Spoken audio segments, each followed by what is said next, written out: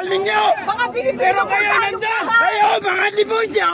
Nakikiusap po kami sa inyo, mga kapulisan. Nakikiusap po kami sa inyo. Lahat tayo Pilipino. Wala tayong pwedeng tingnan kulay sa ngayon. Iisa tayo. Mali na po ang ginagawa sa atin. Mali na. Patay ang buhay. Supreme Court tayo humingi ng pag-asa sa lahat ng justices sa Supreme Court. Nakasalalay ang kinabukasan ng Pilipino sa inyo. Maawa po kayo. Nakikiusap po